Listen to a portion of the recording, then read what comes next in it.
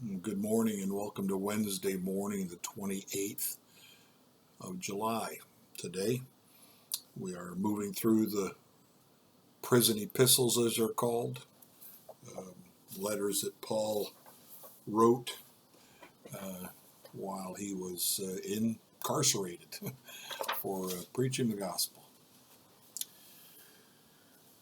This one's entitled God's New Society. The suggested reading is Ephesians chapter 2, verses 11 to 22.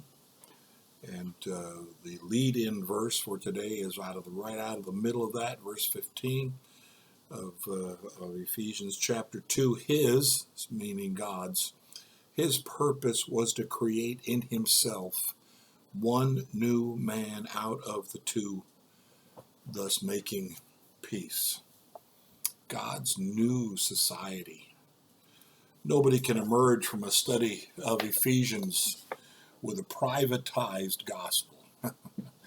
For Ephesians might be called the gospel of the church. It sets forth God's purpose to create through Jesus Christ a new society. Firstly, however, in Ephesians 2, Paul depicts the Gentile world and its double alienation from God, dead in your transgressions and sins, and from his people, Israel, alienated from the commonwealth of Israel. In the second half of Ephesians 2, the apostle concentrates on the plight of the Gentiles. It is almost impossible for us to grasp, let alone feel, the contempt in which the Jews held the Gentiles.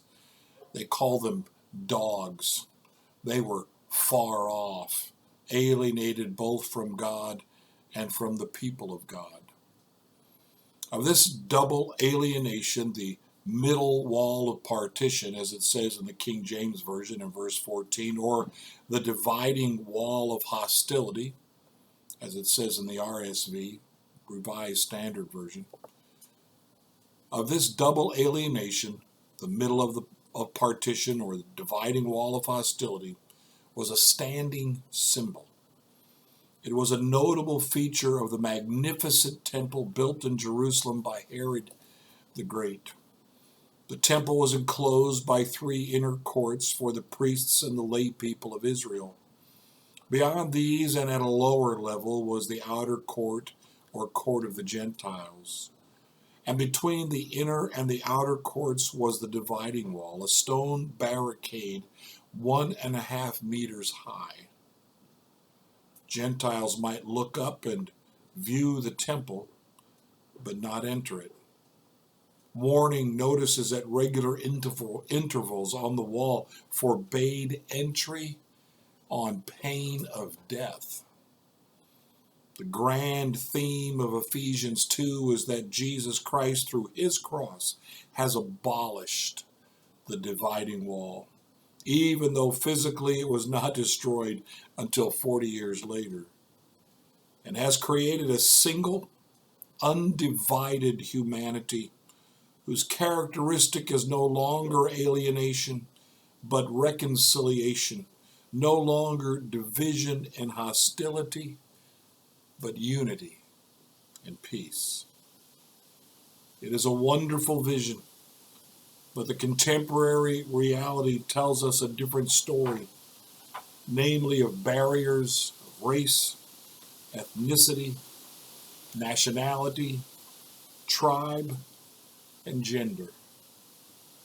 But how dare we erect walls of partition in the only community in which Christ has destroyed them? Those thoughts grieve me, because that's indeed what we've often done, even in the church. We've built walls between each other, as he says, walls of race and ethnicity, but also walls of beliefs, walls when it comes to baptism and speaking in tongues and women in the pulpit. And we just seem to be able to find things to disagree on, and okay, we're going to disagree, but when we make it a wall, we've grieved the Holy Spirit of God. Oh, Lord help us. We need to be united. That's where God dwells. So says the psalmist. How good and how pleasant it is when brothers dwell together in unity. Let's let's ask the Holy Spirit to help us, check us. Where have I built a wall? Where have I allowed separation to come between myself and others? For myself and others. Walls in the end never work. Look at history. Big, impressive, they work for a while, but they don't last. They're breached. They're overcome. I pray that all walls within the church will be broken down, and that we will build no walls, as the Israelites did, as was there, as mentioned in the temple, that wall that separated Gentiles from Israelites. They weren't allowed to come in. We do that too with unbelievers. We build walls that keep them out of our church because we don't want their kind sitting in our pews. It's grievous. It's sad. It's something to be worked on. Let's do that. Let's work on that. Let's work with the Lord in breaking down walls that we've built to separate us from one another. One of my greatest joys in life, one of the greatest gifts in life that God has given me is the opportunity to travel to other places and to find out there's a reason. There's a reason they are the way they are. There's a reason I am the way I am, and what fun it is to meet in the middle and share our faith together. Let's work on that, not just today, but every day. Blessings to you today.